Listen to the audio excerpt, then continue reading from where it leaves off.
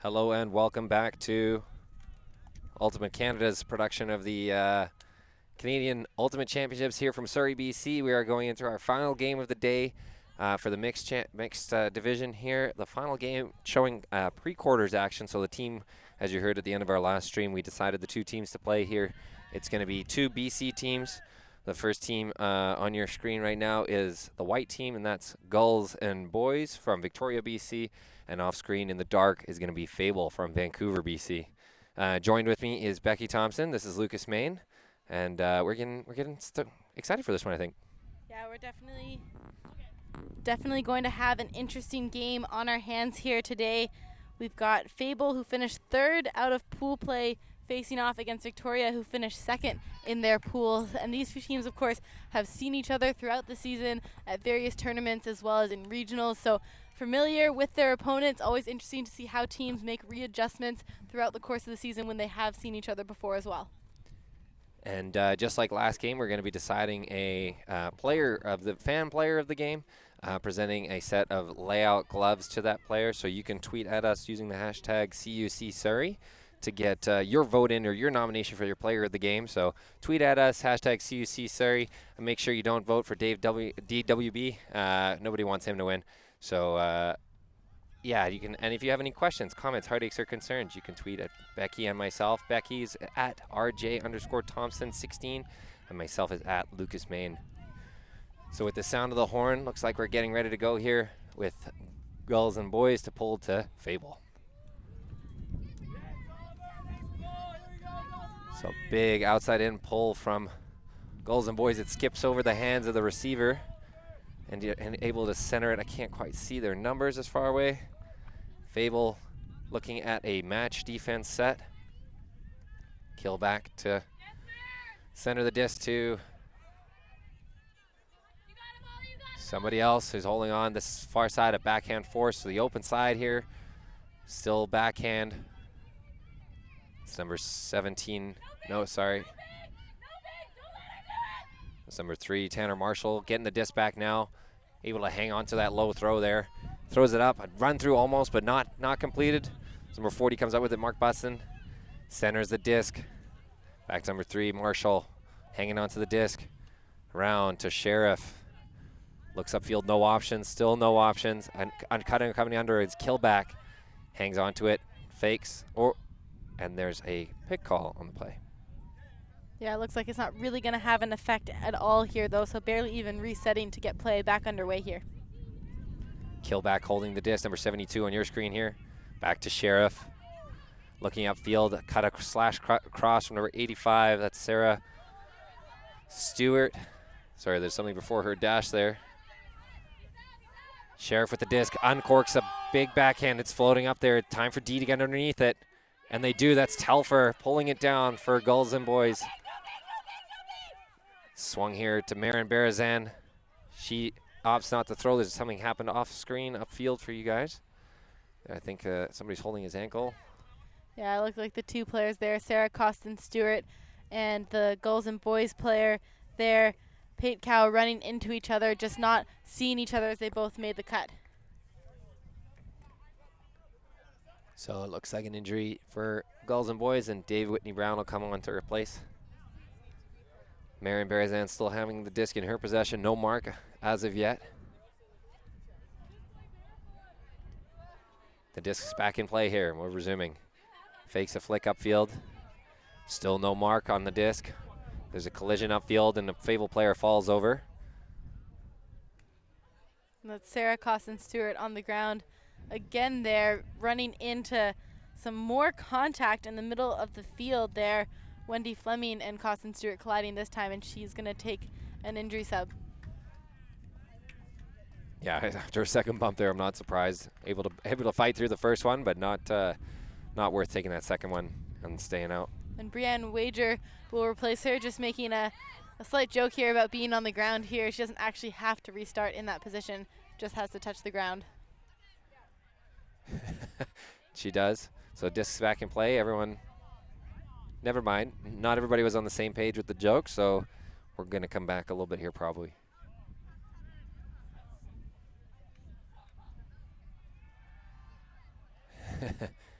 So the Fable player and Marian Barazan here will stay split up, and we'll reset the play again. Yeah, just a violation call. I actually think that was Marian Barazan moving a little bit before the play was tapped in. Telfer to the far side to Whitney Brown. Whitney Brown fakes to the break side, centers it easily to Telfer. Telfer fakes, still looking upfield, throws a big flick. Got two receivers going deep. Looks like Galbraith and number 55 there, Scott Spanier, coming down with the disc in the end zone for Gulls and Buoys, making the first point and the first break of the game. And I'm impressed with the communication there from Gulls and Buoys as well.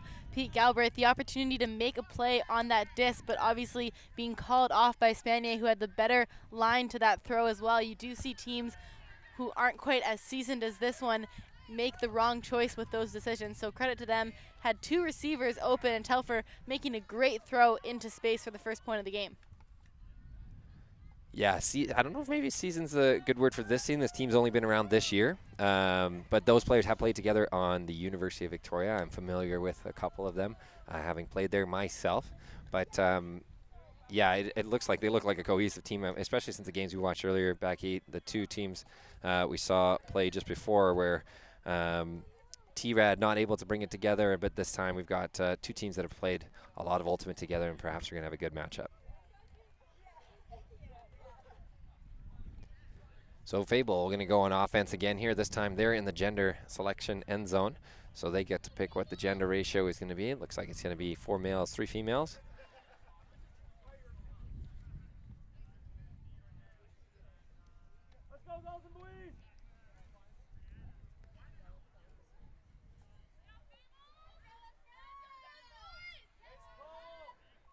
And that pull hanging inbounds.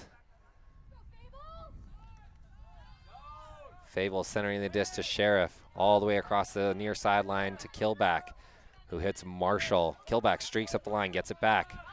It's going to be a short throw, and the Fable receiver unable to lay out underneath it. That was Mark busting his butt to get the disc and unable to do it. Yeah, just that one going to blade a little bit too low into the ground, and a little bit of wind out on this field. Not enough to have too much of an effect, but enough that if you do not put the right edge on the disc, it will push it into the ground. So tapping it back in here, staying on this near sideline is Began Noza. He throws an inside-out flick. Hits number 5 right in the gut, Joseph Gaber. Swing across, that's Monica Whitney Brown. Number 92 holding onto the disc now. She throws it up line, but it's blocked by number 42. Is going to be a call on the play. So number 42, Jenna McDonald, making a good play there, but potentially knocked it out of Alex Harned's hand as she thought she was catching it.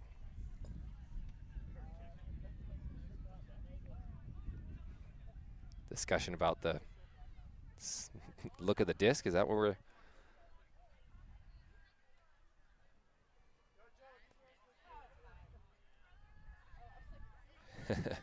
Just discussion whether the disc was warped or not. The disc coming in on 0. Harned, the lefty, throws deep, but no receiver there. The Fable defender able to Marshall knock it past as somebody snuck out of nowhere to come try and grab that. Yeah, just putting that one a little bit too far in front into space, and the time, in fact, for the Fable player there to make a play on it. So Fable here back on offense. Picked up by Marshall. Sorry, that's not Marshall. It's Sheriff with the disc now. Looking upfield, a flick force put on by the Victoria team. Bernstein with the disc now. Over now, Marshall has it. Fakes flick. Got his defender moving all over the place here. Sheriff with the disc to a non-looking receiver. That was Dunwoody, just not paying attention, running away from the disc. So Gulls and Buoys on the doorstep for their second break here. Netchell with the disc. Throws an inside out to Harned on the second effort. Reels it in, making it 2-0 for Gulls and Buoys.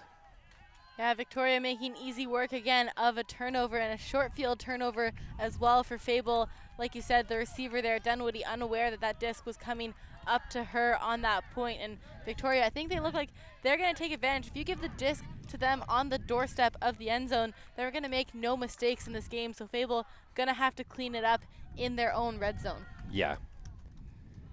Just a little miscue, a little bit of shakiness at the start of this game. Again, we talked about it every live stream game. Maybe it's a bit of nerves being on the showcase field here. Fable looking a little bit shakier than I thought they would.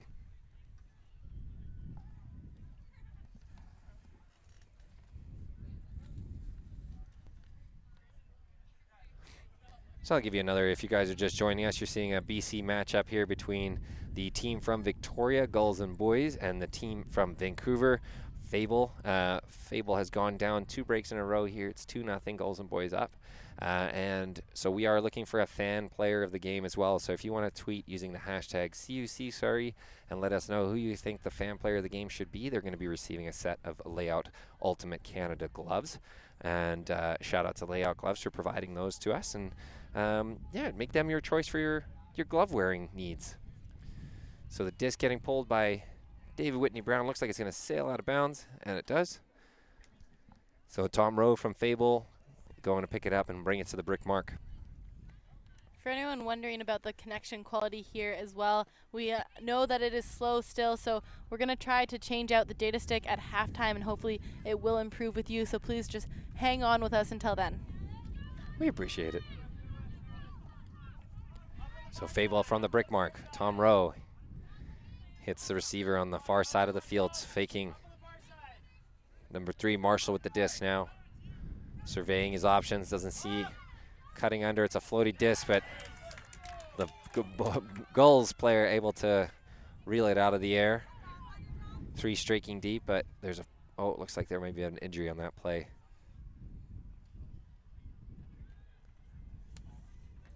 Number 33, Michael Luongo, looks like he's holding something in his eye or potentially something on his face, so taking a sub.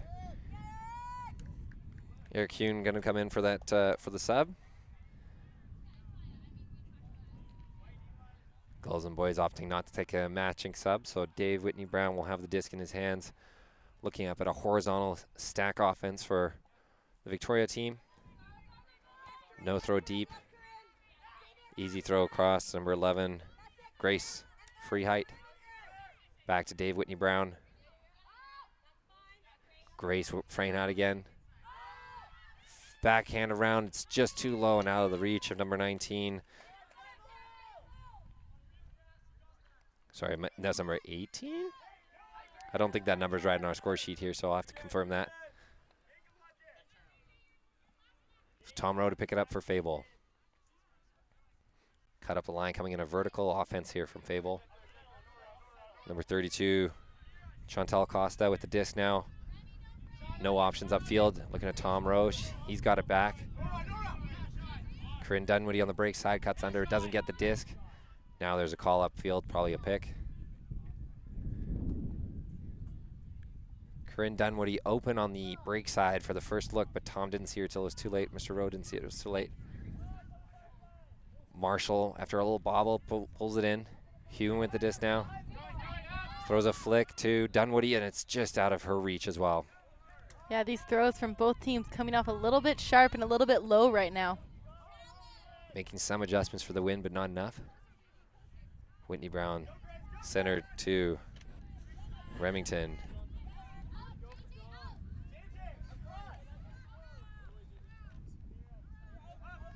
It's 13, that was Hewlett, John Hewlett. Dave Whitney Brown opening up to Amira Donaldson running deep, but she's unable to track it down. Again, another just errant throw, not making it work. Some executional errors to start this game off. The first 2 points were pretty consistent for Victoria, so now making some mistakes and a little bit more pressure as well from Fable when they're turning over the disc. They are pinned on their own end zone line here, though. Looking to move it away from there. Rowe cutting up line with the dish to the middle. And again, a swing further to Costa. Costa hits Dunwoody on the far sideline, who unleashes a backhand. And it's caught easily by Marshall in the middle of the field, who swings it quickly to Hune. No options upfield yet. Everyone's still catching up for the play. Hune upfield to Rowe. Rowe throws a flick, carries over Whitney Brown and into the hands of Marshall, who lands it for Fable's first goal, making it 2-1. And there we see Fable finally starting to establish themselves, still very on at the early part of this game, but they are a team who definitely is happy and confident in their ability to grind out those long points as well. So not too phased by the amount of turnovers in that point, still trusting the ability of their throwers. And that shot from Dunwoody really gaining them the yards and starting their momentum upfield there. Yeah, and you would have heard earlier that people on the sideline here were yelling no big when Dunwoody had the disc. She is known for throwing some very big throws. So yelling no big to try and shade over and try and block her from unleashing what is a very powerful backhand.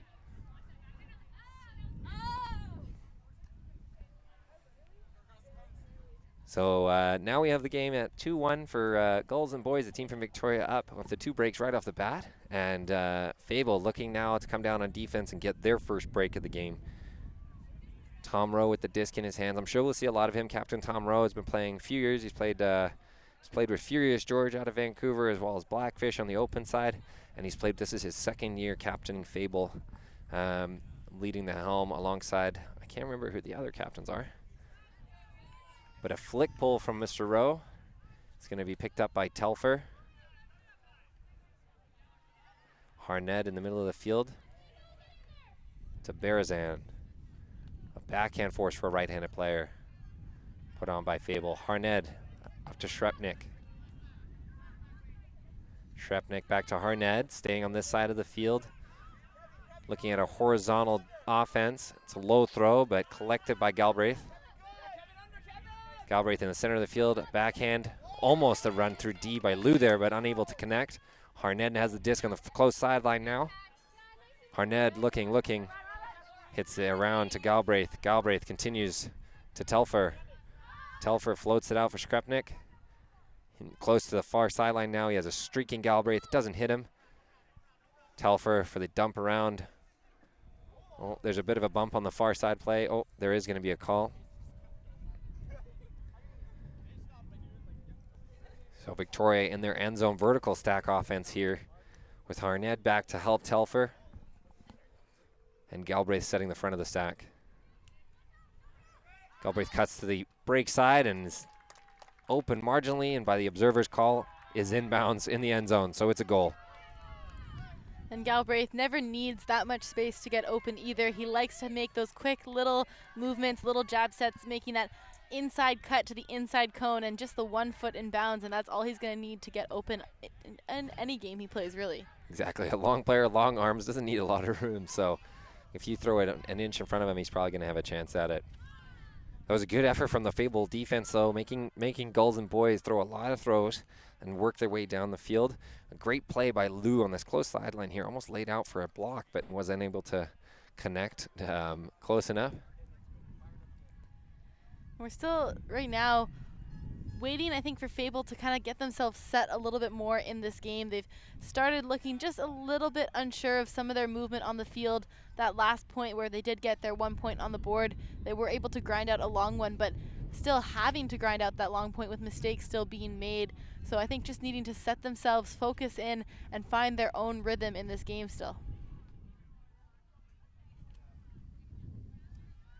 Hand is up from the receiving player, so we should be seeing a pull come up relatively soon here.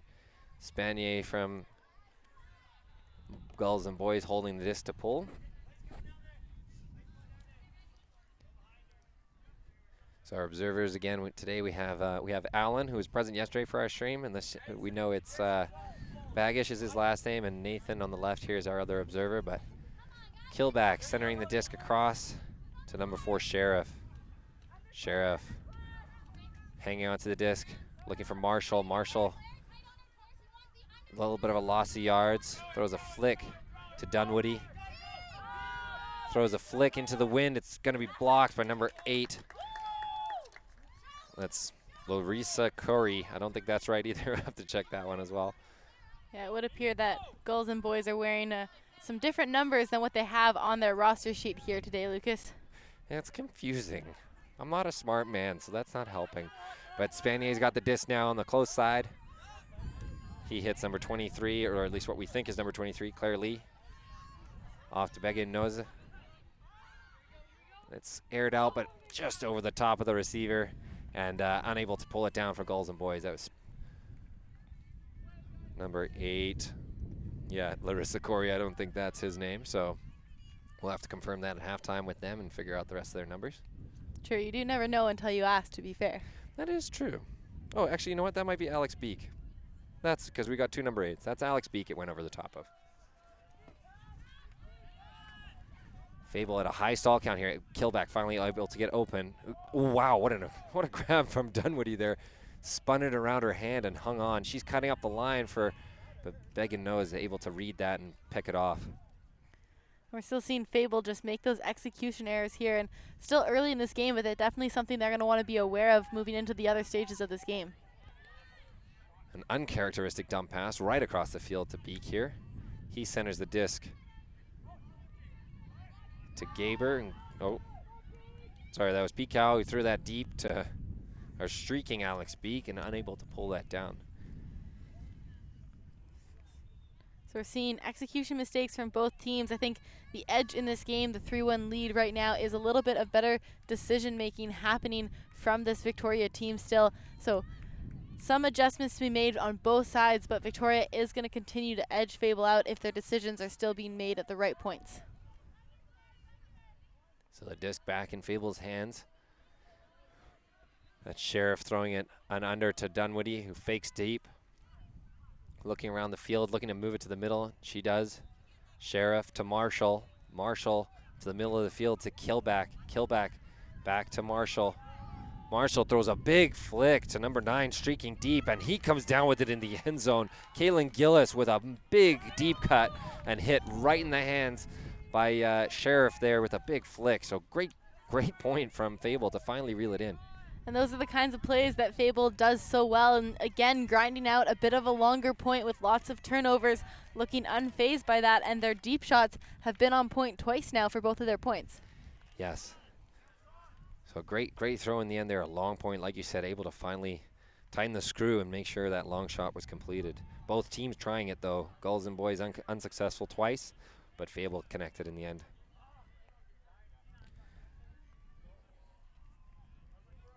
So just 20 minutes into this game, a bit of a slower game than the ones you saw today, where we had a cadence of probably 2 minutes per point. This one's a bit more at 4 minutes per point, so a bit more of a regular game here that we're seeing. Hard cap will go after 85 minutes, and or first team to get to 15, of course.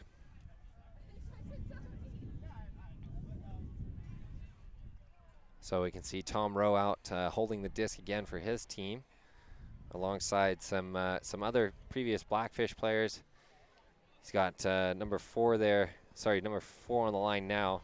His nickname is Butters. He's played Blackfish in the past as well, another Vancouver Open team. A big flick pull from Tom Rowe.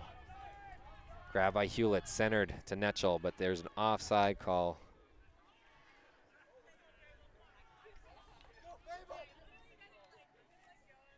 Seen a lot of offsides actually in this field, Becky, with the observers. It's a little easier to go offside when the observers are actually making active calls on it. Yeah, it is something that a lot of teams don't generally call unless it's totally egregious and obvious in most games without observers. So the observers, an extra set of hands, a set of eyes here to make those calls. So the second time's successful, and we're off to the races again. Hewlett to pick it up for Gulls and Buoys. Centers it to Netchell. Horizontal stack in front of him. Looking to hit a dump now, though. Hits Donaldson on the far side there. Sorry, Madison, not Donaldson. Madison.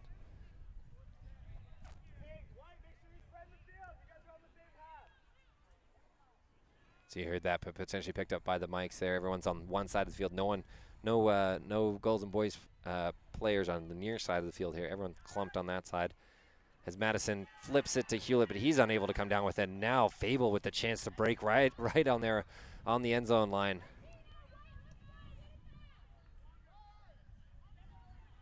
Looks like there's a couple of audible plays being yelled out by Fable, so looking to run maybe some set play off the start here.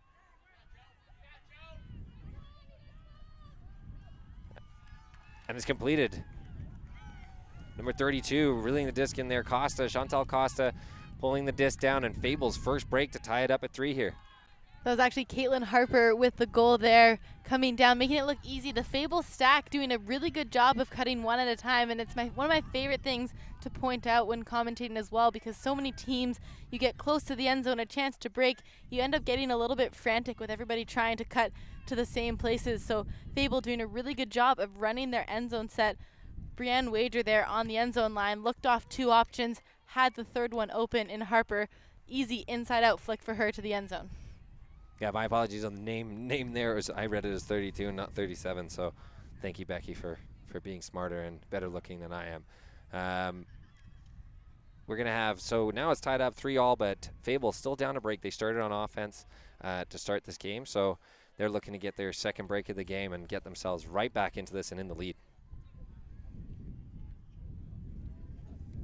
You can hear the wind now, definitely hear it in our mics.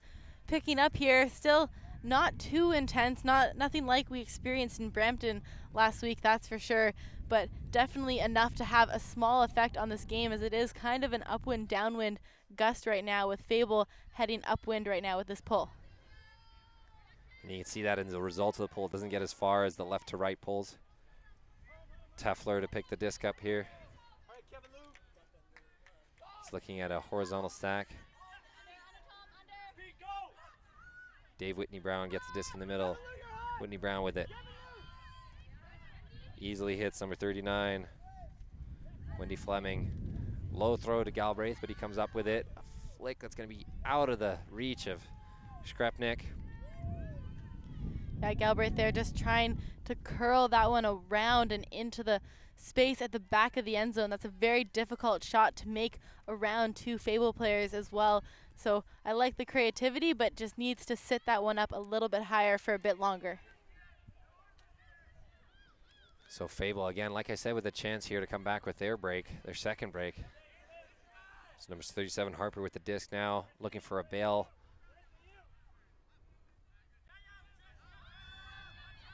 A big throw comes out. There's a lot of people underneath it. Ooh. And the Fable player did end up with it, but he also ended up on his teammate. Yeah, and there was also some coverage there from Victoria Galbraith in that space too. So a little bit of contact coming in from multiple different players, but I do think the Fable player there just coming in a little bit hot, able to come down from that throw though. And now we have Luongo passing to Harper. Harper with the disc now. She's looking for a bail in Rowe. Rowe cuts jam. Oh, but there's a call upfield.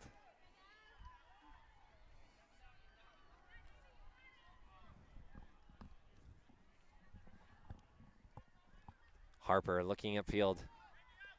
Just that came out of her hand a little flimsy there and unable to connect. Yeah, you could see in her reaction that was not the throw she intended to make at all. So despite that good effort, marching at 68 yards down the field, Gulls and Buoys has the disc back in their hand, and Telfer right away unleashes a flick deep. Galbraith is reading it. He's right underneath it. Lou close behind him, though, to put her on a mark. And Galbraith centers it. Back to Telfer. Telfer, Galbraith to open side. Lou setting the mark again. Telfer cutting dump, and he does. Gets it back, looks inside out. Oh, and just out of the reach of Whitney Brown, who probably wasn't aware that was going to come up so sharp. It's one of the hardest throws to execute perfectly in Ultimate, especially when you're trying to do it over and over again. We've seen both of these teams loving to go for that inside shot. Perhaps on that one, Telfer just needing to step around for the backhand, and that would have been a completed throw. Yeah, precisely so. Fable with their second chance here. Rowe cuts up the line, gets it, unleashes a flick deep. The 33 charging deep again here, but unable to pull it in. Right now, we're just seeing a matter of inches be the difference now in this game as well. With that one, if it had just sat up for another 2 seconds, it would have been caught. So Whitney Brown to pick it up for Gulls and Buoys. Looking at a tired horizontal stack here. Very slow movement. Oh, with that throw almost intercepted for Callahan, but wasn't to be so. A great grab from number 39 here. She looks straight into the eyes of her defender. Trisha Robinson back into the middle of Whitney Brown, who throws another big flick this time for Galbraith, is reading it again. Lou close on his tail. It might be out of bounds too. and the observers called him in, so that's going to be a goal. Yeah, Galbraith there just towing the line ever so slightly. A good job to be aware of where that line was, as that disc was trailing away the entire time right at the end. So a good read from Galbraith, a good decision on that throw. Again, execution maybe not quite on point with that trailing edge, but well done from Galbraith to be aware of that and toe the line to keep it in for the goal. Yeah, Whitney Brown's probably going to give him some thanks for that, and maybe probably should have put a bit of a flatter throw out, but Galbraith, yeah, like you said, great awareness of that line. As we so now we have just 4-3 for Gulls and Buoys. They're still up that one break. The Fable team started on offense, so Fable's still trying to march it back into their favor. They'll have an opportunity here on O, looking a lot more solid than they did a few points ago. Yeah, Fable have definitely started to find their rhythm in this game. We talked about that near the start, that they looked a little bit unsettled starting this one off, so they've found their groove here as well, moving the disc a lot better on O and putting more pressure on D as well. Not too much you can do with a receiver like Galbraith is going to be able to get that separation on that last point, but credit to them, Fable here, they're able to found their place in this game, and now it's 4-3. They look very much like a team who's ready to compete for this game. And earn their way to the quarterfinals, absolutely. Oh, floaty pull coming out of the Gulls and Buoys area here. Looks like it's Killback to receive it. And a zone, a 3-3-1 from the Victoria team. High release flick into the hands of the defender, Harned, coming out of left field to make a block there. She dishes to Netchel. Netchel throws a hard flick into the hands of Spanier, and just like that, we have a break. Not less than 5 passes and a break. And I think their Fable just taking a little bit too long to transition from their pull play call to the zone offense there as well. They came out in a split stack formation. Handler picks it up, the wall was set, and they didn't transition very quickly into that zone offense. So having the only option to be to go for that over top, but unfortunately just floating it up too much. Would almost rather see a scuba or a hammer in that situation with a little bit more spin on the disc. That one just a little bit too floaty to give Harned a chance at the D. Yeah, and she had great awareness because it did look like she came out of left field to come grab that. But like you said, should have been a different option. Could have been, should have been, would have been. So yeah, I think we're gonna see a timeout here from Fable, just to slow the momentum. Now they just got broken again and lost that break that they earned back. So some time here. What are you saying, Becky? What do you think they should be saying? Well, I think at this point they need to remind themselves that they did get themselves back into this game at 3-1 down as well. So they just need to focus on doing the exact same thing that they started to do there. They're looking into better decisions, making better execution. So maybe just pulling themselves together, because that was such a quick a one pass turnover there for Fable. So they definitely don't want to allow that to happen again. So I think just bringing their heads together to refocus on the task at hand. Focus, 100%. So yeah, I'm doing my best not to be biased here. Like I said, I did go to the University of Victoria, where we're seeing a lot of the players on the left. Actually, I'm pretty sure every player on the Gulls and Buoys team has played for UVic at one point in time, whether it's now or in the past. But I've also got a lot of friends on Fable, because I played with them in the Vancouver Ultimate League, and with Open, like I said, I played Open Ultimate with Tom Rowe and actually Andrew Killback as well. So I got friends on both sides of the field here.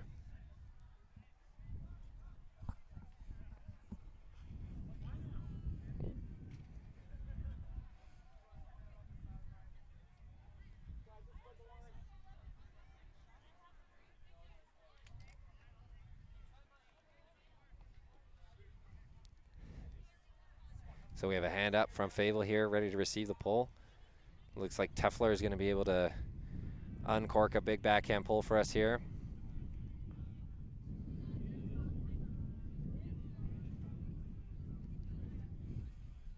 Charging up to the line. There is big OI pull. Is it going to land in bounds? Doesn't look like it. Looks like it landed just about right on the back end zone line as well. So a very, very close pull to being right at the back of that end zone. So Fable player Killback going to pull it up to the brick mark and get their offense started with a little bit of an advantage upfield. Tapped in, kill back. Looks break side first. It's not open, so he fakes again. To the break side again, high release, but collected by Marshall on his slide. And a foot block from Began Nose. Great awareness there that he knew that Marshall wanted to try and break him and threw his foot up at the last second to get the block.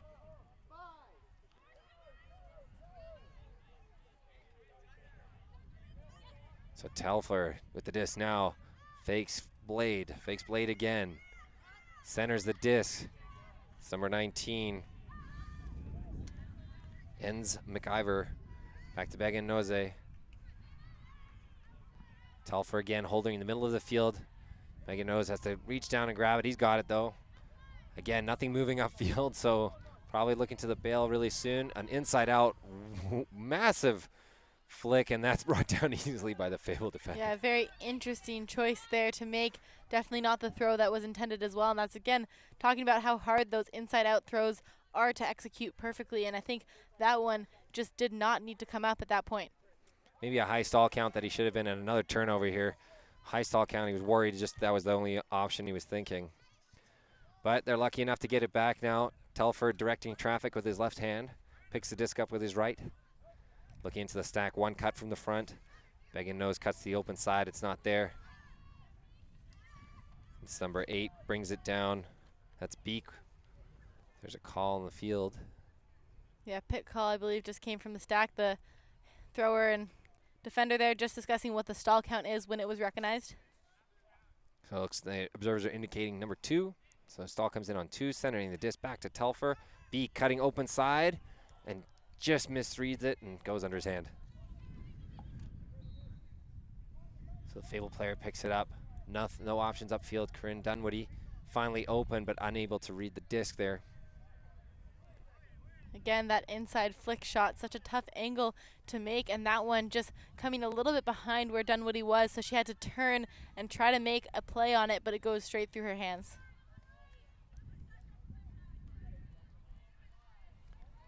So we have about 5 seconds here until the disc gets tapped in. Telfer still tying his shoe, and the disc is in. Killback doesn't use the observer's call to start the count early. Center disc to Began Nose. Back to the sideline for Telfer. Back to Began Nose. Looks around to the break side, floats one out. Number 9, Claire Remington able to pull it down, and had an open receiver, but the intimidity from Costa there, I think, threw her off her as she was about to receive it. So Fable back on offense again. Killback streaks up the line but doesn't get it. Coming back is number 85, Costin Stewart, is that right? She's holding the disc in the middle of the field. Fakes backhand, still looking at the dump. Goes up the line and back again. It's Marshall with the disc now. Faking flick, backhand. Really in the Caroline territory here with Sheriff with the disc now. No cuts upfield that are open. Finally Dunwoody streaks to the break side.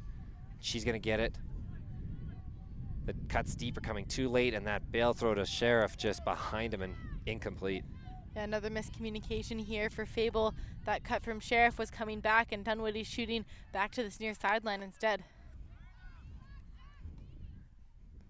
So Telfer knocking on the doorstep again on one cut at a time from that stack. Began Nose throws a high release flick. And it's collected.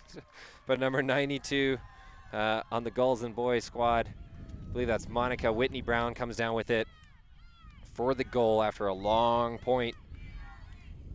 And we see now Gulls and Buoys with their biggest lead of the game so far, the biggest lead in this game at all, at 3 points ahead of Fable. They lead 6-3, and looking like the momentum is now again on their side. A great way to respond out of Fable calling the timeout to try to stop their momentum. They go right back the other way, and that really tight pressure, person-to-person defense causing a lot of problems for the Fable handlers right now, unable to find a reset or to work it out of their own end zone. And that inside out flick that you said, a couple of errors on that one too. For both teams. Yeah, for both teams. But you know what? If it doesn't work the first time, you might as well give it another go, right? Becky shaking her head here, just wanting to go out there and coach both teams, make that stop. When you guys watch this stream back, I just want you guys to learn.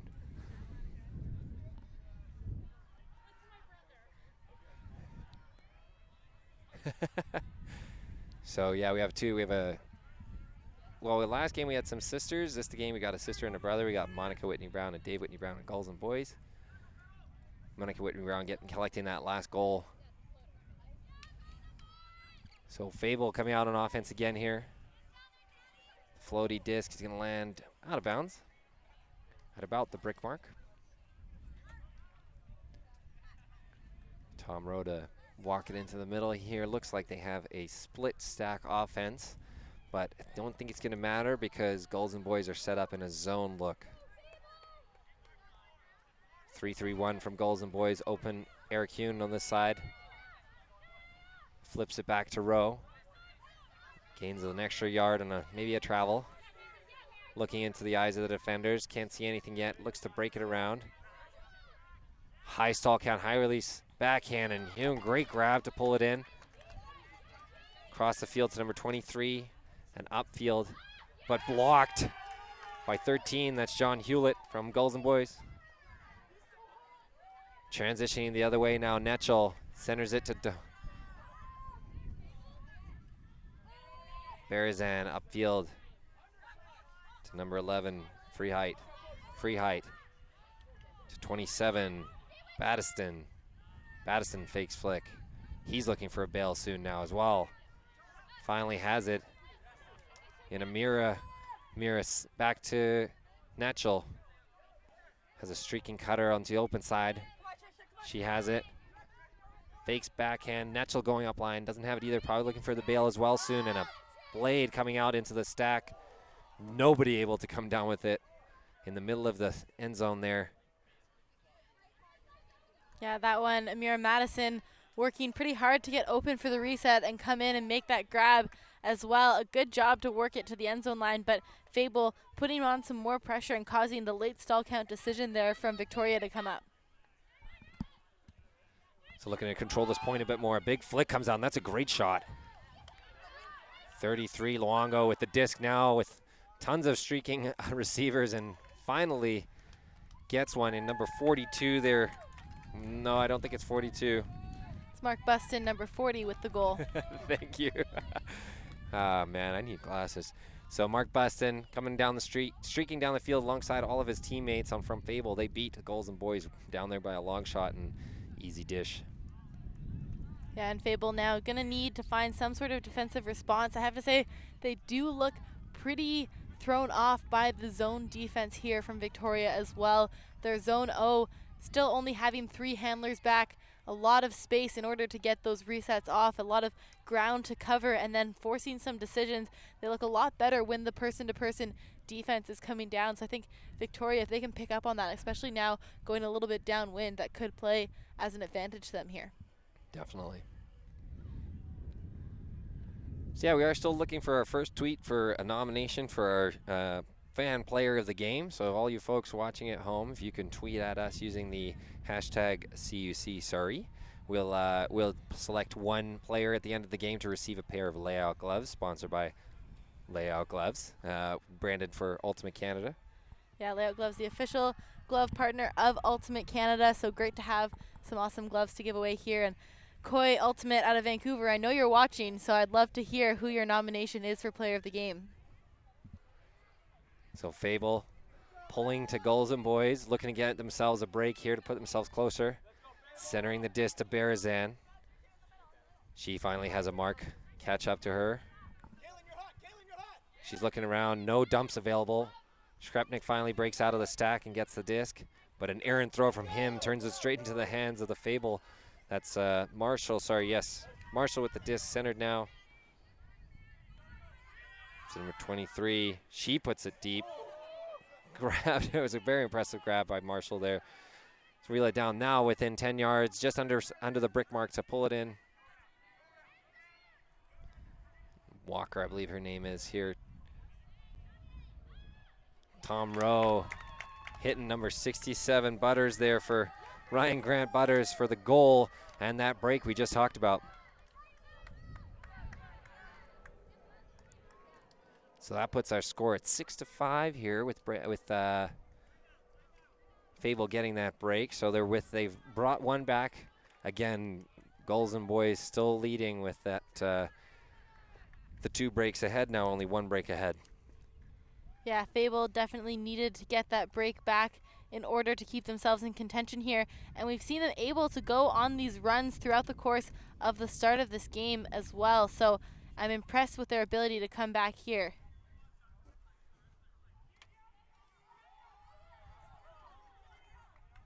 Great, yeah, and my apologies there. So that is number 23 is Brianne Wager, who caught the disc up the line with the dish to Tom Rowe for the assist. So she got the hockey assist on that point. And yeah, like you said, pulling a timely break. They needed that before we're getting close to the halftime mark here. And Gulls and Buoys definitely having a better first half, but can Fable make it interesting and make it tied up before halftime? We'll have to find out. You see after that 2-point run as well that Gulls and Buoys did call a timeout in order to try to slow any momentum from this Fable team here. And Fable showing that they're not too phased by going down by 3 points as well. They called a timeout at 5-3. They weren't able to convert straight out of it, which can sometimes knock the confidence of a team, but clearly not too worried about that as they went back with 2 points of their own. And now only sitting at 1 point down, we definitely still have a very exciting matchup here in the pre-quarters. Yeah, both teams fighting to try and earn their spot in quarterfinals tomorrow morning. We will be streaming. We won't be streaming the quarterfinals, but we'll have play after that in the morning. So you'll just have to follow along online with their individual Twitter feeds to find out how they do in the quarters tomorrow morning. But coming out of this timeout here, Gulls and Buoys looking to regain their dominance in the first half here. When I listen to myself and I say some words over and over again, I was just like, is this what announcers do all the time? They just have to constantly think of new words. It's quite difficult. I'll give you props, Becky. What have you done? You said you've done almost 98 games this summer. That's a lot of announcing. It's a couple. That's a handful. She's humble. I'll do the bragging for her. She's done a great job. She organizes the social media here as well. So while we're commentating, she's on Twitter and Instagram and letting you guys know about other games as well. So give her props for that. Go ahead. We got a couple nominations already for Player of the Game, but I'll fill you in after this point as the play has restarted now. Perfect. So we got Telfer with the disc. Hits the break side for number 9, Remington. She holds on to the disc. Telfer gets the disc back now. Fakes off Harned. Hits number 15, Pekow. Pekow to Netchel. Still in the middle of the field. A backhand force applied to a right-handed player by Fable. Netchel finally winds up.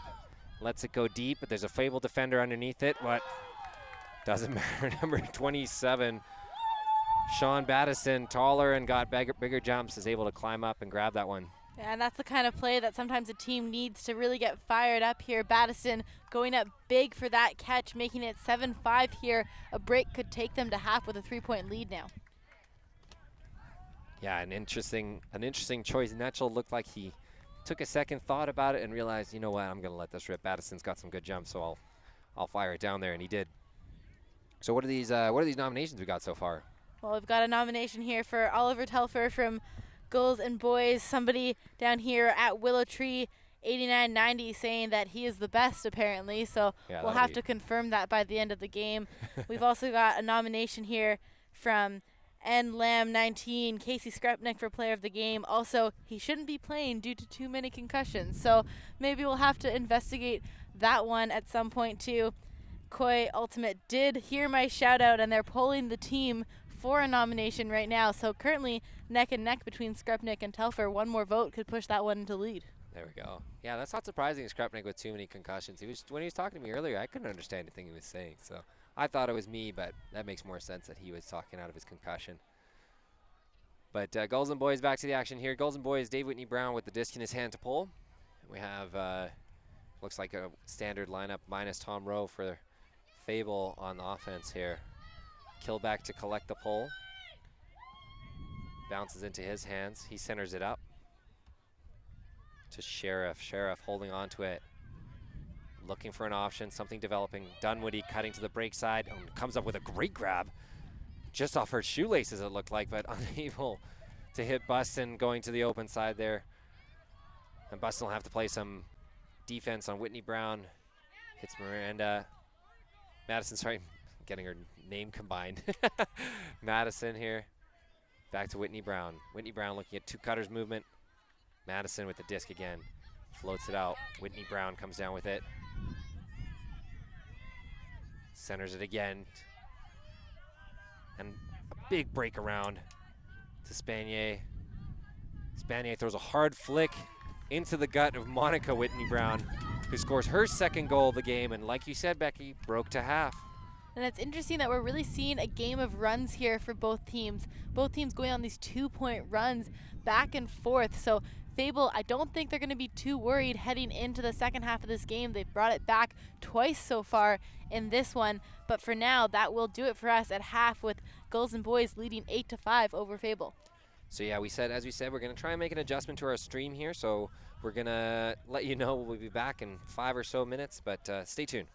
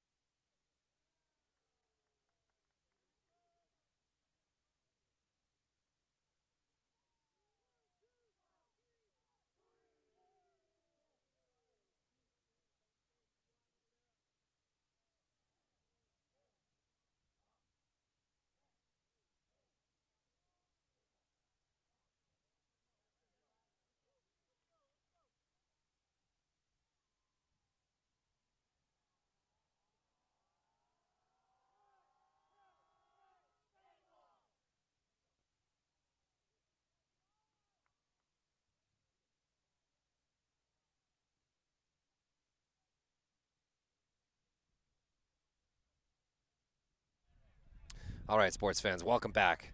After an exciting halftime, I know you guys saw me charge out there and show you a black pair of nothing.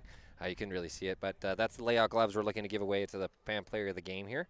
So second half action, what are we looking to see? I think, Becky, we talked about a little bit off mic, but you can reiterate for the fans at homes.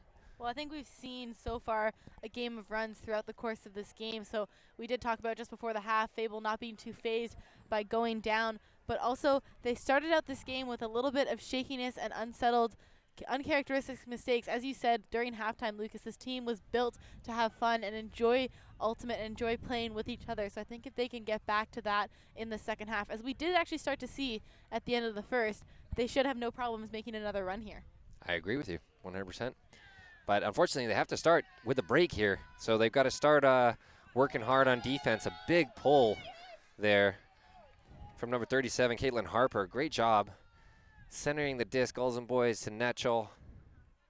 Netchell breaks the mark. It's a high shot, though. Oh, able to reel it in, number 11. That's Grace Freyheit pulling it down. Number 5, Joseph Gaber holsters it, but finally hits Netchell, streaking up the line. Fable sticking with this backhand force on a right-handed player. And the break throw to Skrepnik as he cuts under. Easy open side. Oh, and a back to Netchell. So number 9, Claire Remington, unable to hold on to it. She macks it for Netchell nicely. Netchell throws a backhand around number 67 on Fable there. So, Ryan Grant, who wasn't looking at the disc, but didn't connect. Yeah, Netchell there not really having any other options, or so he thought. He did actually have a player coming up line there looking for the disc, but noticed it a little bit too late, so had to make that difficult shot to the end zone instead. And now Fable looking to get that break we were talking about.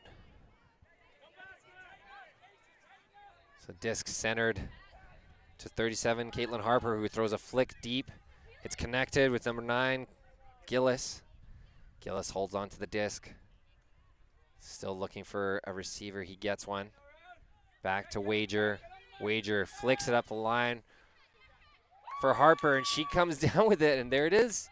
The second run, second half potential here as Fable comes out of the second half with a break to start. Yeah, Fable, again, not showing any fear of that situation. Victoria had it all the way on their own goal line, and they had to go the full 70 yards to get a break back, but impressive work from them there. They're finding themselves in a lot more open, deep space than they did in the first half as well, and looks like they are going to have no hesitations to take advantage of that. And great cuts up the line, both from Harper and Wager there to open themselves up for each other and connecting well in those flicks now as well. Interesting that Fable stuck with a backhand force too on their match defense. It's not something you see very often. Generally, teams will force a flick force on a right-handed player, trying to make that backhand break a little bit harder. So for those of you, just joining us in the second half here, we have a BC matchup between the team from Victoria, Gulls and Buoys, versus the team from Vancouver, Fable. Fable playing in dark and Gulls and Buoys playing in white.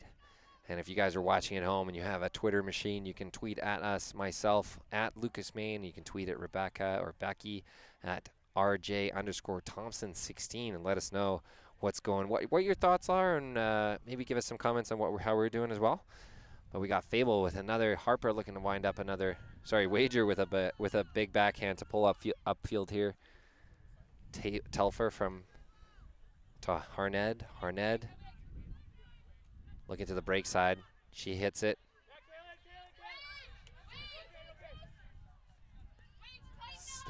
It's now with Harned still. Harned throws a big lefty backhand. There's a lot of receivers under it. Spanier ends up coming down. He looks break side, doesn't hit it. Sorry, that's the open side since Fable's forcing backhand.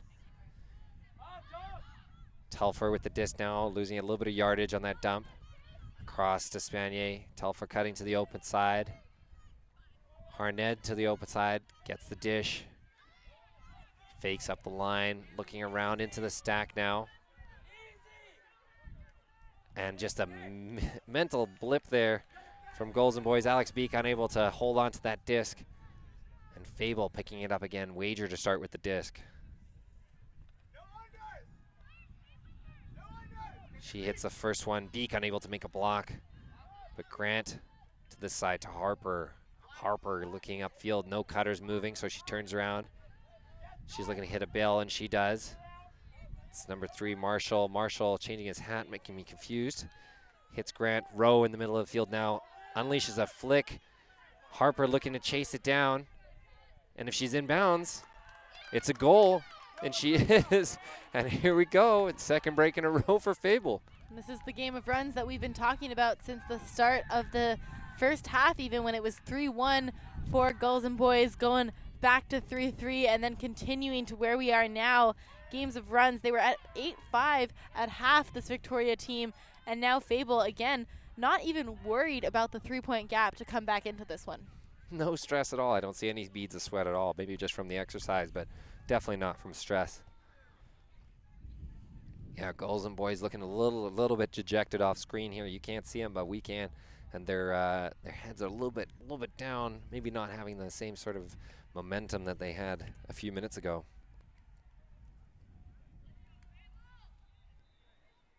So we're still looking to you, the fans out there, to tweet at us and give us some nominations. Oliver Telfer is nominated for Fan Player of the Game already, but we're looking for more. We're looking for more, and they're going to earn themselves a pair of layout gloves. So tweet at us using the hashtag CUC Surrey and let us know who you think should be the Fan Player of the Game, and we'll award that at the end. But for now, Fable working on a good little streak here, looking to make it 3 in a row. On defense, pulling downwind, a bit of an advantage there as well, forcing the Gulls and Buoys team to have to go work it a long way, 70 yards upfield. Tom Rowe flicking it down the field on the pull. Whitney Brown to pick it up. He centers it to Bejan Nose. Bejan Nose looking at a vertical stack. Hits Whitney Brown on the open side. Open side again to Madison. She's holding on to it though. Finally breaks the mark to Whitney Brown. Fakes the break side, now looking to the open side again. Back to Madison. Madison on the near sideline here. There's a pick call upfield. It's coming in on 3, indicated by Tricia Robinson on the mark here.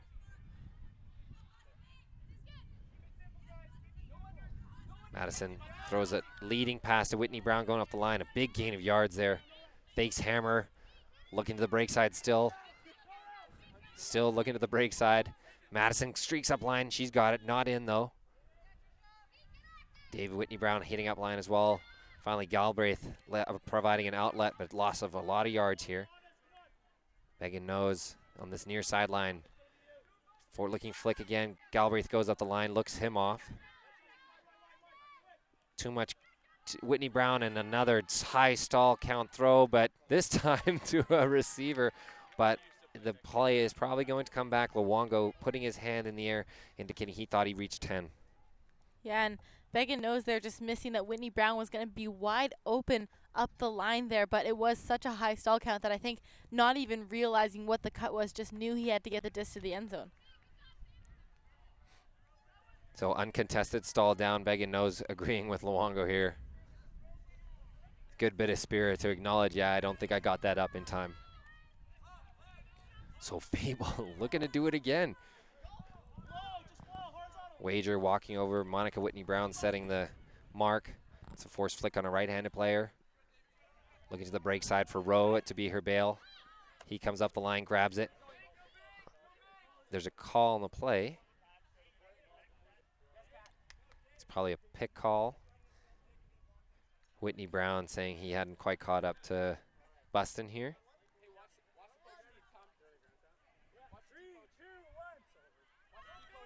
Rowe stuck on this side of the field here. With Galbraith setting the mark. Breaks it though. Wager middle of the field now. Another break throw across to Robertson. Robertson fakes. Still looking for an outlet now on the bail side. Wager cuts up the line and just out of her reach. So Gulls and Buoys has and another quick, potentially not a turnover because of reasons. Oh, it's well back. It's going all the way back to Robertson. Yeah, there was a foul called on that inside flick shot that you tried to throw up to Wager going up the line. And so this one is going to return back about several passes before they acknowledge that there had been a call on the field. Yeah, it's tough with a lot of people yelling. I don't have anybody in the stands, but everybody yelling, it's hard to hear those calls. So Robertson dumps it to Rowe. Rowe shakes off Buston, but he heads to the break side, and he has it now. Fakes up field, but finally hits Robertson again here. Robinson outlet to Luongo. Luongo finally hitting Harper. Open side cut by Buston. He wheels it in, and there we go. 3 straight breaks for Fable. And Fable, they haven't actually tied it up since 3-3 in this game either. They've gone on those runs to bring it back within 1, but Gulls and Buoys always having a response to keep it at least 2 points up for them. But now Fable, like you just said, Lucas, a 3-point run, 3 breaks in a row out of halftime to tie this game up at 8. You got Roger Federer serving here, and Djokovic playing defense, and Djokovic being Fable, coming back with 3 breaks in a row. That's some pretty impressive stuff, especially out of halftime, where it wasn't their timeout, it wasn't their halftime to have, and they're just making it look easy now. Yeah, Fable definitely unfazed by any lead that Gulls and Buoys have had here in this game. Very impressive work. We're starting to see a lot of the same players stay on the field for both teams, especially this Fable team with the likes of Brianne Wager. I don't think she's left the field in any of those 3 breaks that this Fable team has gotten. So definitely going to be a huge impact if they continue to make these runs. Yeah, and like you said, she's staying out there now, but she's just not pulling. So she's had a couple of good pulls, but this time they're going to let Ryan Grant pull it for Fable. Yeah, Wager and Harper setting the offense for Fable when they get the disc back here. Doing a great job. So pull from Ryan Grant, and Fable heads down as we have Teffler to pick up the disc. He centers it to Netchell. Across to Harned. Harned. Netchell again, center of the field. Looking at a match defense. Back across to Harned. The left-handed player unleashes a backhand. Skrepnik streaking deep, but I don't think he read that correctly. Yeah, Skrepnik looked like he just pulled up a little bit trying to read that disc, and upon doing so, that disc sailed way past him with a little bit of the wind pushing it there as well. So Marshall, Tanner Marshall to pick the disc up for Fable here on the far side of the field. Looks like Victoria's going to set a flick force. Eric Kuhn cuts for him. A bladey throw, or got a bit of a touch on it. Yeah, there's going to be a foul call. Looked like immediately the Gulls and Buoys player there actually making the initial call on himself, recognizing that there was a foul. Scott Spanier, no contest over there. So the disc back in Marshall's hands. He's still looking for that bail from Eric Kuhn, who finally gets open. He hits a backhand to the middle of the field to Dunwoody. Dunwoody to Wager. Wager shakes her head, not liking what she sees upfield. Looking to her bail now, and Marshall isn't open, so Dunwoody provides the outlet across the field to Hun. Now number 33, Luongo with the disc, trapped on that sideline across there. Telfer setting a wide mark. Looking for the bail, and he doesn't have it, so he's going to air it out and miss. Just missed that. Ryan Grant going up for it, but there's a discussion. Looks like a contested stall down call on the far side there, and you said it in your play-by-play there, Lucas. No resets back there for Fable at all. Got left all alone, so was forced to make that decision, but a contested stall down call here, so it looks like they are going to talk to the observer. No call, and it will be a turnover where the throw went up since it was dropped. So not a down call, but it was dropped, so a turnover where the drop occurred. Yeah, not gaining yards for Fable there, that's all.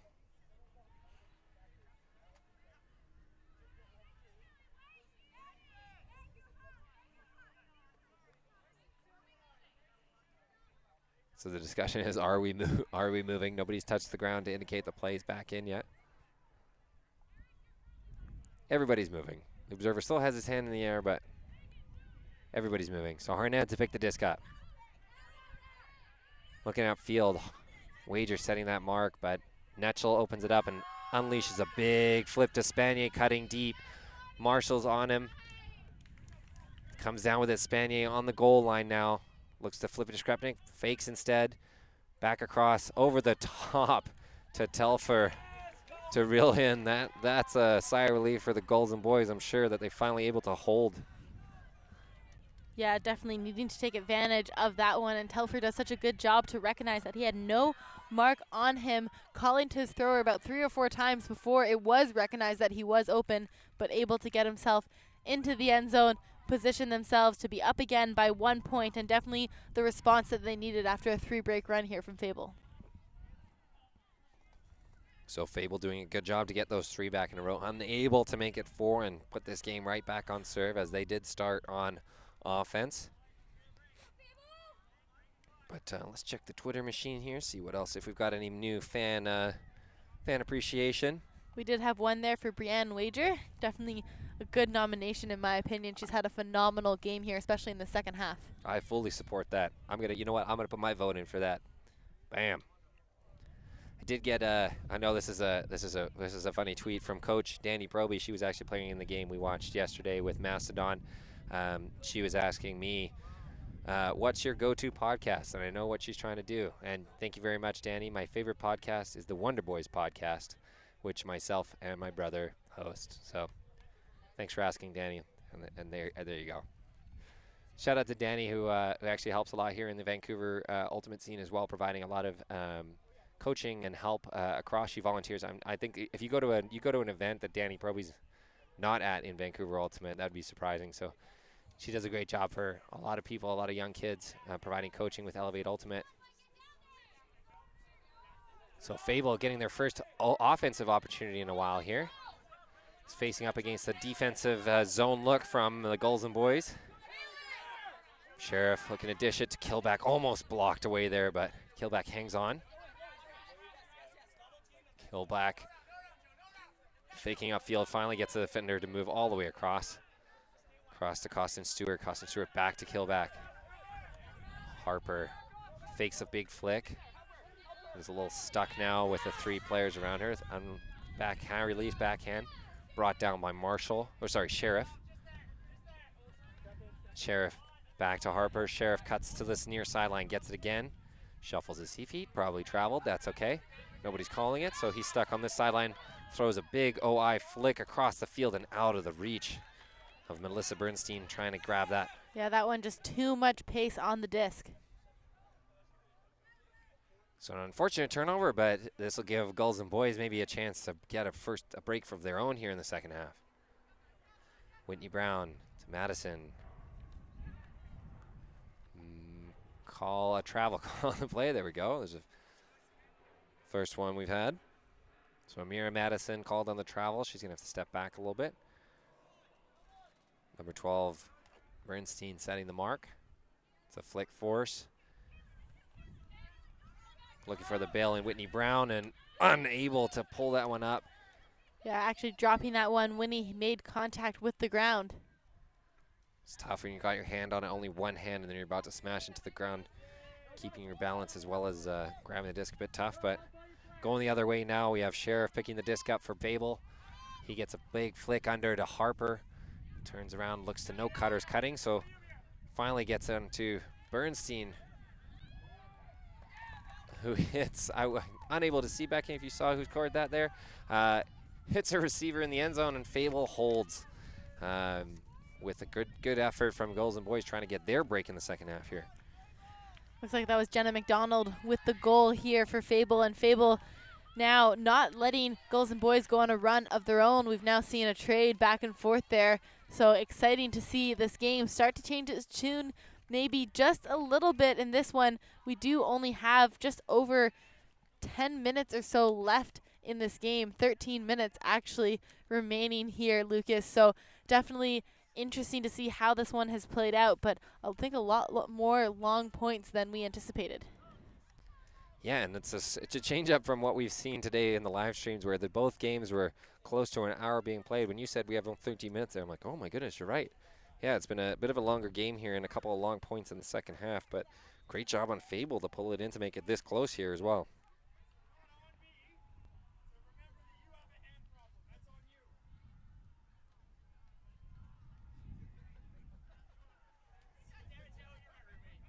So now waiting for a hand is the observer on the left-hand side from Gulls and Buoys, but it looks like they finally got it ready to go, and Ryan Grant's going to be pulling for Fable here.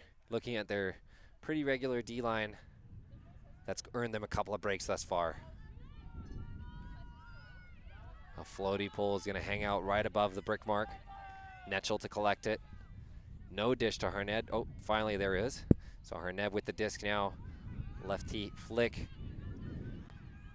Fable setting a backhand mark on a right-handed player, and there's a pick call, a play.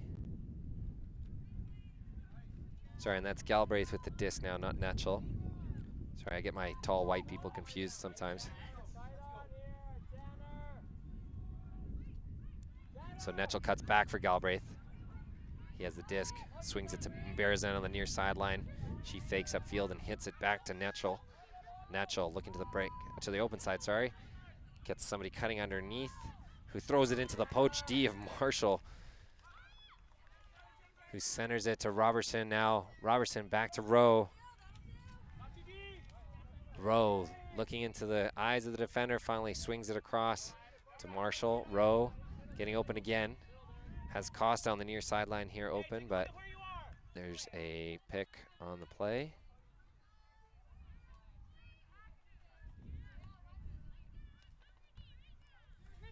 So Tom Rowe's going to start the play with the disc right in the middle of the field at about the halfway point. So tons of room to work with. Robertson cutting to the open side. Netchel reads it, but it's overthrown, and Luongo able to pull it out of the air even with a player on his back. Wager now with the disc on the far sideline. She looks to swing it to the middle. It's not open. Marshall cuts up the line instead and not open again. So Rowe cuts back, tries to scoop, but is blocked by Galbraith. There's probably a contact call. That's what we're waiting so long. And a big layout from, I think that was Trevor Netchel laying out, getting his fingers on it and pushing it out of bounds. Yeah, absolutely a contact call on that mark. That lasted more than 10 seconds for sure, but I think her teammates weren't quite aware of that, so they also had a little bit of confusion on their cuts. But then finally putting it to the end zone, Trevor Netchel, incredible layout D there, full extension to get himself to that, knowing that they've got to be in a very close, almost do-or-die situation in this game now. And Netchel picks it up and immediately unleashes a big backhand to Galbraith streaking deep. Rowe unable to do anything about that, and Galbraith now looking for a bail anywhere, somewhere. Looks upfield, still nothing. Now he's turned around fully, hits Harned, who's right on that sideline with Wager right on her back.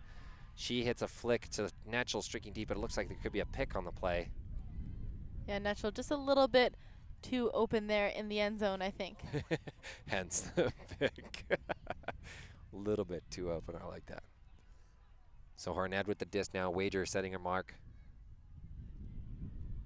The disc's back in. Galbraith cuts up the line. He's not open, so Beggin Nose comes back and gets it.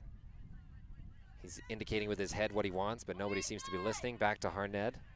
Harned, two cutters moving at the same time. Beggin Nose cutting off the bail cut there, and Netchel unable to reel it in, but he thinks he was contacted on the play, so Marshall not contesting that one. He agreed. I bumped you. I'm sorry. You can have the disc back. And it's in with Netchel with the disc here. Harned, his bail. She's cutting back. Galbraith instead receives it. Fakes to the flick side. Netchel cuts back and jumps backwards. Not indicated by the observer. He's now traveled, but nobody's going to call it. Oh, and he dumped it back to Galbraith, who couldn't grab it. Galbraith was just moving a little bit the other direction there, and Netchel putting it back to where he was, so he had to reach behind him. Tried to make a second effort, but unfortunately bobbled on both of them. So again, a miscue from Gulls and Buoys, and Fable is going to start marching down the field as Ryan Grant gets the dish from Robertson. He now is stuck on the sideline, throws it to Wager. Wager throws a big flick to a wide open Luongo, and there we go. Oh, that's why there's a call. That's why he's wide open. Don't get excited. Yeah, I do have to say I'm not sure his defender, Trevor Netchel, actually stopped or recognized the call, so maybe not that's exactly why he's wide open, but there definitely was a call back on the play, a travel called here on Wager, and it looks like Luongo here is going to keep his yards of space. He was very much so open. It's actually Beggin Nose, the one who's supposed to be marking him there. So Netchel is doing his teammate a favor by coming to help, but Wager getting called on the travel, so we're coming back in. Harned flashes around to prevent that big throw again. Ryan Grant gets the disc, though. He swings it to the middle to Tom Rowe. Tom Rowe looking upfield, throws to Wager. It's going to be, just out of her reach. Yeah, just putting that one too far ahead of Wager. So again, this matchup, Harnett and Wager, we've seen it all game. Galbraith now with the disc. Marshall on the mark. Galbraith throws a big backhand. It's floating though. Tons of time to get underneath that. And is it going to be? No. Oh my goodness. Just out of juice at the end of this long point.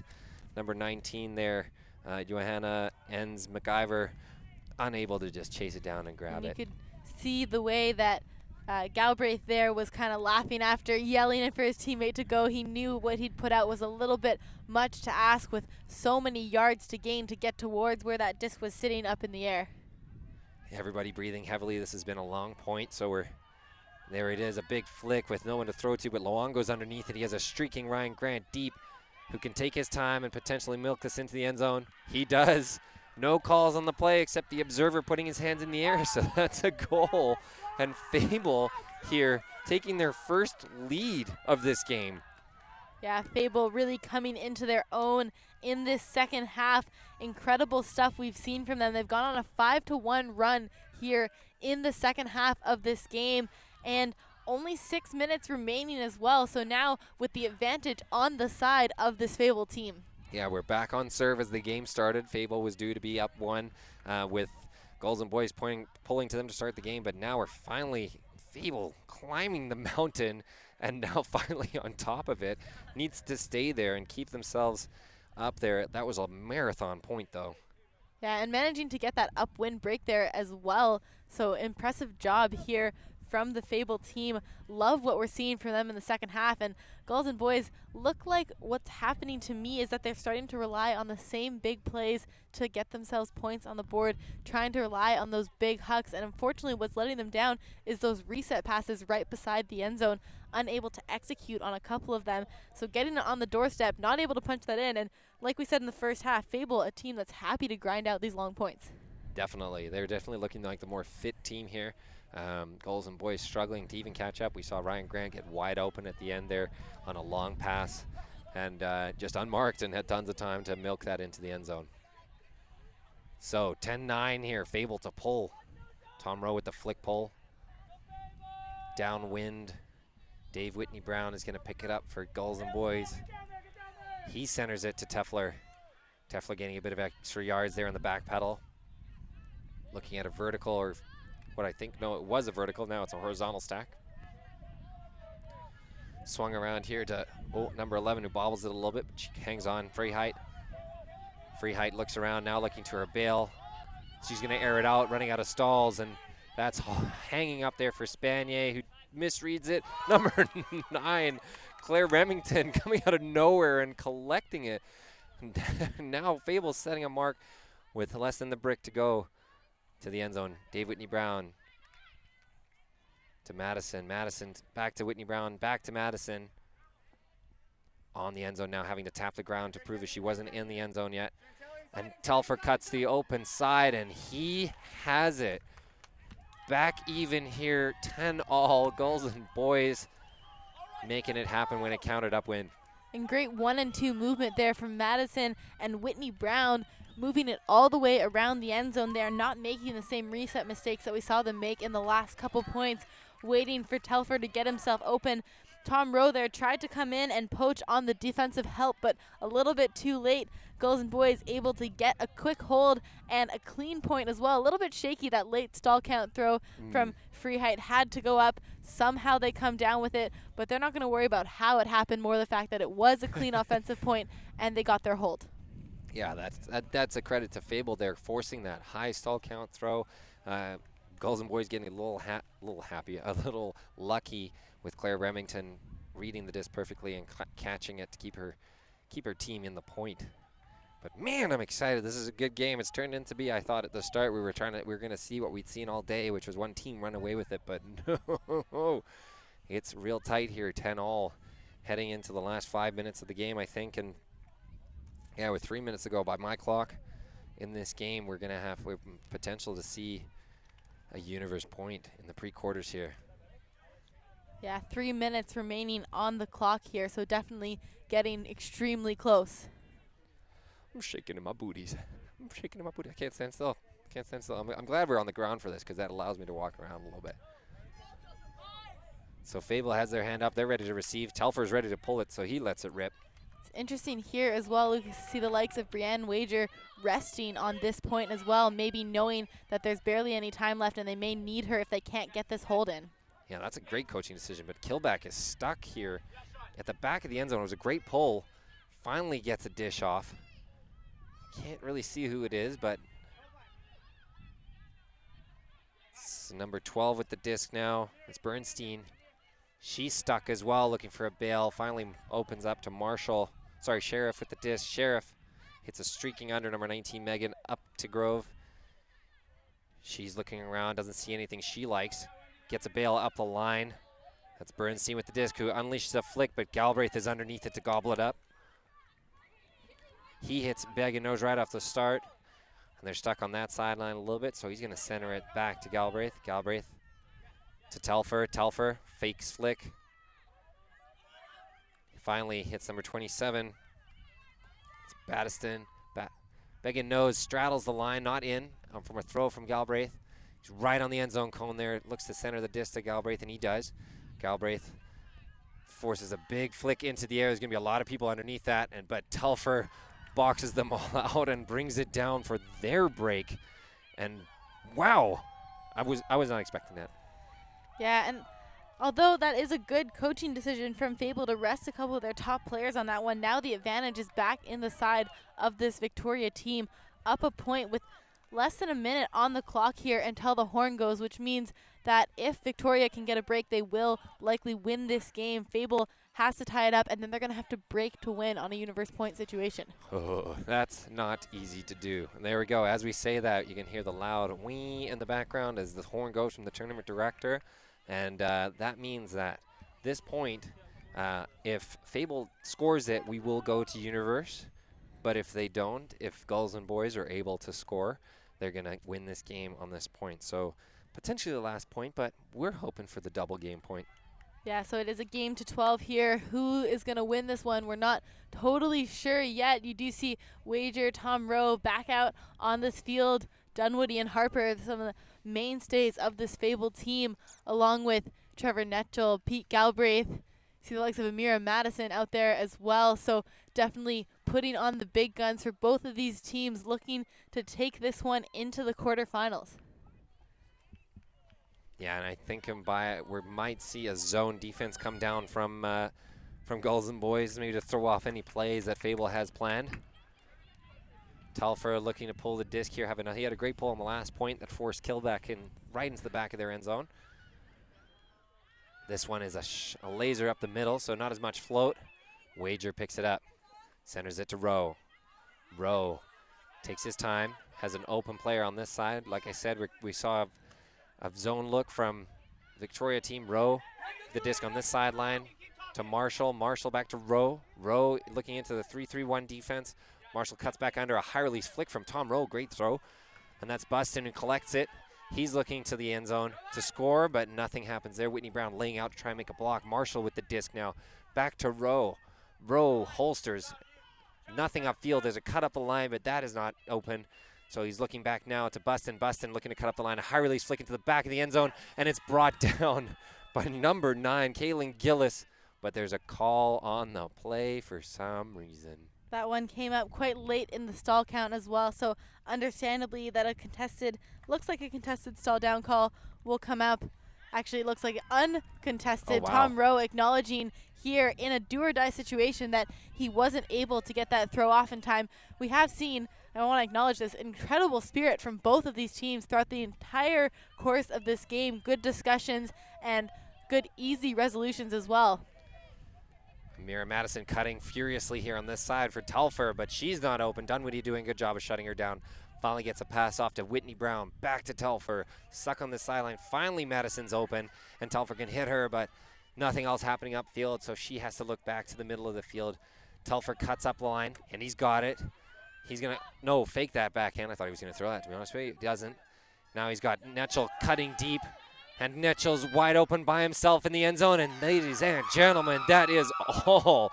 Gulls and Buoys are able to break and win 2 points in a row to end this game on a furious note. The story of this game has to be the runs that both of these teams were able to go on throughout the course of this one. Fable winning the second half, but unable to get themselves back into a winning position for this entire game. Credit to Victoria. They also showed an ability to be unfazed by the massive run that Fable had coming out of halftime and coming out here going the full 70 yards. Telfer, great patience waiting for Netchell to get open there in the end zone for him to get the winning point.